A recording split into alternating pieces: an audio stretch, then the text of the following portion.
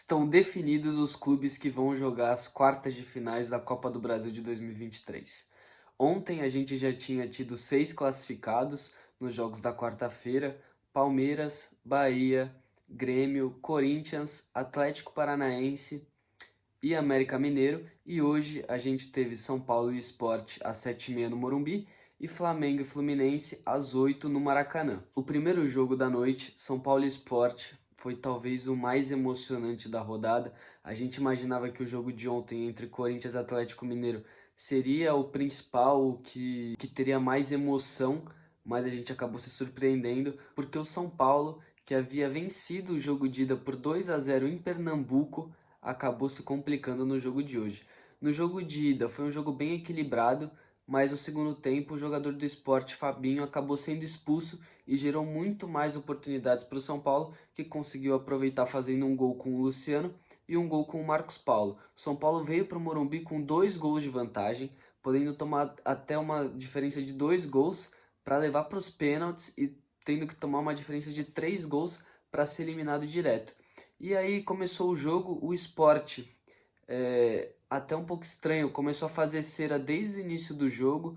Parecia que o Sport não ia para cima, não estava tentando muita coisa na partida, e o São Paulo criando oportunidade, criando oportunidade. As principais oportunidades do jogo foram do São Paulo. O goleiro Renan do Sport fez algumas boas defesas, né? E ali por volta de uns 20 minutos do primeiro tempo, o Michel Araújo faz um golaço que até estão comparando com o gol do Messi contra o Bayern de Munique em 2015, em que ele faz uma tabela com o Luciano, dá um corte lindo no zagueiro do Sport, dá uma cavadinha e abre o placar. A partir daí o São Paulo tinha 3 gols de vantagem e todo mundo considerava impossível o Sport conseguir reverter o placar ou levar para as penalidades máximas. E depois do gol, o São Paulo continuou pressionando, teve as melhores chances no primeiro tempo, mas uma jogada do escanteio, o Diego Costa tira de cabeça, a bola sobra no pé do jogador do Sport, que finaliza muito forte, rasteiro. O Rafael faz uma linda defesa, mas acaba sobrando no pé do jogador do Sport, que empata o jogo talvez no último lance do primeiro tempo, e o jogo termina empatado no intervalo. Quando os dois times voltam para o segundo tempo, o São Paulo permanece jogando melhor, mas dando a sensação de que o São Paulo achava que já estava classificado. Então, parecia que estava jogando um pouco desleixado ou um pouco desligado. E com isso o Sport foi criando algumas oportunidades, o São Paulo foi criando também, mas o São Paulo controlava o jogo até de maneira tranquila. Mas ali com 7 minutos, em um novo escanteio, o Luciano Juba, se não me engano, cobra o escanteio e o Sabino no primeiro pau de casquinha finaliza e acaba fazendo 2-1 para o Sport, virando o jogo e colocando o Sport de vez no jogo. Mas ainda assim o São Paulo continuou controlando a partida, o Sport não criou mais tantas oportunidades. O Rafael fez sim algumas defesas, 2 ou 3 defesas, mas o Sport parecia que não estava indo muito atrás do seu terceiro gol, e o São Paulo estava criando algumas chances também, mas também não chegou a correr grandes perigos. E aí no último lance do jogo, com 49 minutos, num lance idêntico ao segundo gol, novamente no escanteio, o Sabino desvia no primeiro pau e faz o 3-1 para o Sport. E acaba ali levando o Morumbi à loucura de maneira negativa, né? Porque ninguém imaginava que isso poderia acontecer. O Sport faz o 3-1, consegue os 2 gols de vantagem e leva um jogo que parecia decidido desde o jogo de ida para os pênaltis. Nos pênaltis, o São Paulo faz o primeiro gol com o Wellington Rato, o Sabino faz o primeiro gol do Sport, aí, se não me engano, o Caleri bate o segundo pênalti para o São Paulo, e nesse momento o Luciano Juba, que é talvez ali junto com o Wagner Love, o melhor jogador do Sport na temporada, acaba telegrafando o pênalti. Ele finaliza quase no meio do gol aberto, o Rafael defende sem grandes dificuldades, e aí a partir daí o Sport fica em desvantagem nos pênaltis. O São Paulo fez todos os 5 gols, o Sport depois do pênalti do Luciano Juba também fez os seus 2 gols, mas acabou sendo eliminado pelo placar de 5-3 nos pênaltis. E é interessante porque acaba tirando a invencibilidade do Dorival no comando do São Paulo. Geram 11 jogos com o Dorival no comando, sem o São Paulo perder. Contando ainda a última partida do Rogério Ceni, eram 12 jogos seguidos em que o São Paulo não perdia. E hoje, mesmo se classificando, o São Paulo perdeu a invencibilidade. E outro fato curioso é que também outros dois tabus foram quebrados, porque o Sport não fazia sequer um golzinho no Morumbi desde 2008 e hoje conseguiu marcar 3. E o Sport nunca tinha vencido o São Paulo no Morumbi na sua história inteira. Então, o Sport conseguiu quebrar alguns tabus hoje, jogou de igual para igual com o São Paulo, talvez tenha até merecido mais a classificação pelo que fez no final do jogo.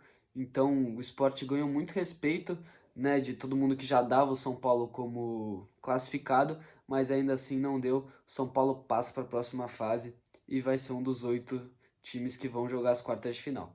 Agora, no segundo jogo da noite, o jogo do Flamengo e Fluminense, o Fluminense teve incríveis 71% de posse de bola contra 29% do Flamengo, mas assistindo o jogo a gente percebe que o Flamengo teve as principais oportunidades. O Flamengo teve bola na trave do Cebolinha, o Cebolinha teve um contra-ataque que saiu ele e o Gabigol livre, ele acabou tentando finalizar sozinho também.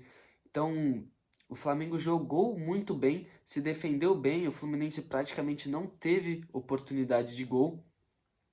E o Flamengo acaba abrindo o placar com a Arrascaeta numa linda cabeçada ali com 30 minutos do primeiro tempo. Aí o jogo vai para o intervalo, volta para o segundo tempo, o Fluminense continua com mais posse de bola, mas com muita dificuldade de conseguir chegar ao ataque. Né? O goleiro do Flamengo praticamente não fez nenhuma defesa no jogo, o Fluminense não levou muito perigo e o Flamengo nos contra-ataques ia levando muita dificuldade para a zaga do Fluminense e para o próprio Fábio, que fez algumas grandes defesas. Né? Aí já nos acréscimos do jogo, o Flamengo entra em contra-ataque, cruza a bola para trás, o Cebolinha chuta meio mascado a bola e sobra no pé do Gabigol, que foi muito criticado essa semana, inclusive, né? Ele até deu uma entrevista no pós-jogo, que estavam criando um clima que não existia no Flamengo, que falaram que o elenco era rachado, que ele tinha briga com o Davi Luiz. Ele acabou fazendo gol e depois na entrevista acabou respondendo todo mundo que estava falando essas coisas dele do Flamengo. E o Flamengo abre 2-0 e acaba eliminando o Fluminense. Isso porque no jogo de ida o Flamengo também jogou melhor, né? O Felipe Melo foi expulso e o jogo acabou em 0-0.